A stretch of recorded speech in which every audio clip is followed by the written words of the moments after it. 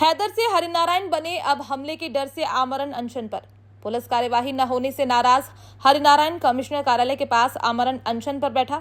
हैदर को हरिनारायण बन अब लगातार अपनी और अपने परिवार की जान जोखिम में नजर आ रही है। पुलिस पर भी कार्यवाही नहीं करने का आरोप है। डीसीपी अभिनय विश्वकर्मा ने इन आरोपों को निराधार बताया। बोले, हमने प्रकरण भी दर्ज किया, गिरफ्तारी भी की और जांच भी की।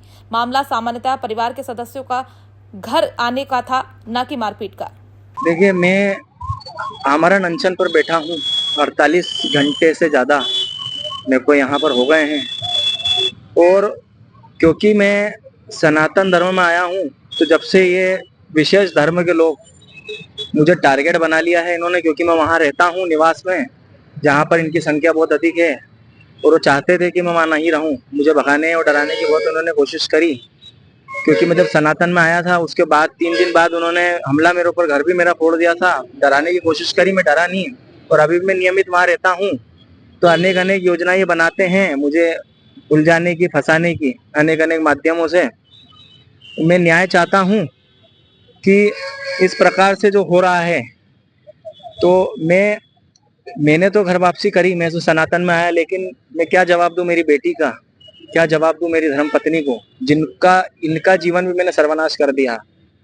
और वो 20 मिनट जो जो तांडव मचा था, और जो पुलिस को भी दिग्भ्रमित किया जा रहा है, और कार्रवाई और दिग्भ्रमित किया है, और कुछ और एक मासूम सी कहानी बता के उसको खत्म कर दिया जाता है कि रिश्तेदार है। तो रिश्तेदार तो वो नहीं है, क्योंकि रिश्तेदार अगर है तो मैं जेल जाने के लिए तैयार हूँ।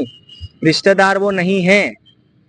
वो महिला जो थी, अलग जो लोग भी उसमें चिन्हित हुए हैं कि उस कैमरे के अंदर मुसलमान, वो लोग जो हैं मुस्लिम लोग हैं, और वो ड्रग पेडलर का काम देखते हैं और आपराधिक लड़के हैं, जो उस लड़की को, उस महिला को अंदर कूदाने का बोल रहे हैं इशारे से। और यहाँ के लोग, लड़के उनसे मिलने गए थे और वो लड़के इनसे मिलने आए थे। ये सब सीसीटीवी फुटेज में आ रहा है। वो लड़की को कूदाने का भी प्रयास किया था, क्योंकि वो नाबालिग है, उसको अंदर कूदा के और ये उलझाने का इनका प्रयास था। पूर्व में भी इसकी मां ने, क्योंकि हमें धमकी दी थी, क्योंकि उसकी माँ भी आपराधिक प्रवृत्ति की महिला है, ड्रग पेडलर है, और ये लड़के जो उसमें चिन्हित हो रहे हैं वो भी ड्रग पेडलर हैं। तो कहीं ना कहीं तार जुड़ रहा है।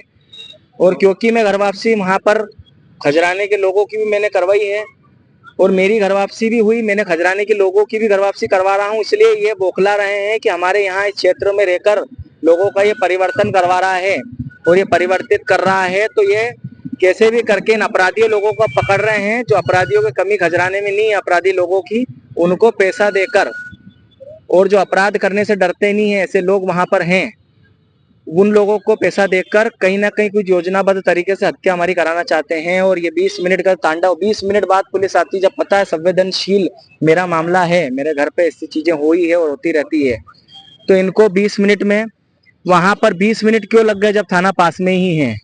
जी, कुछ दिन पूर्व हैदर और हरिनारायण के द्वारा एक सूचना खजराना थाने में दी गई थी, जहां पर उसने बताया था कि उसके घर में कुछ असामाजिक तत्वों ने आकर के उसके घर में घुसने का प्रयास किया और पत्थर से मारने का प्रयास किया और कुछ अभद्र भाषा का प्रयोग किया था, जिसके उपरांत एक मामला पंजीबद्ध किया गया था अज्ञात में इन आरोपियों को ढूंढने के लिए।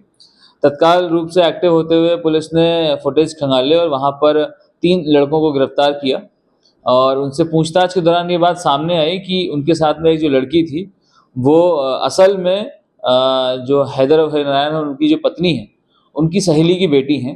और वो जो लड़की जो लगभग 13 साल की थी, वह उसके घर में आसरा मांगने के लिए आई थी, क्योंकि रात को उसकी माँ किन्हीं कारणों से सही कंडीशन में नहीं थी और अपनी मौसी के यहाँ रुकना चाहती थी। इस प्रकार से वो लड़की अपना आसरा मांगने के लिए आई थी, और उसने जब आवाज़ें लगाई दरवाज़ा खोलने के लिए, तो इन लोगों के द्वारा उनको नहीं पहचाना गया और उसके बाद दरवाज़ा नहीं खोला, जिसके पश्चात में उनके द्वारा बिना कुछ कार्रवाई किए वहाँ से निकल गए। तो जो घटनाक्रम था वो किसी भी प्रकार से घर में ज़बरदस्ती घुसने का, पथराव करने का या आपत्तिजनक नारे लगाने का घटनाक्रम सही साबित नहीं हो पाया है। सभी जो युवक हमने वहाँ के कैमरे देखे थे, सीसीटीवी कैमरे में पूरी घटनाक्रम दिख रही है, उसमें किसी प्रकार की ऐसी चीज़ सामने नहीं आई है कि कोई आपत्तिजनक नारे लगा रहा हूँ। जो लड़के और जो लड़कियां उसमें दिख रही थी, उनको हमने लेकर के आए, उनके द्वारा ये कहानी का पता चला है, जिससे स्पष्ट होता है कि घटनाक्रम जैसा बताया जा रहा था वैसा नहीं था।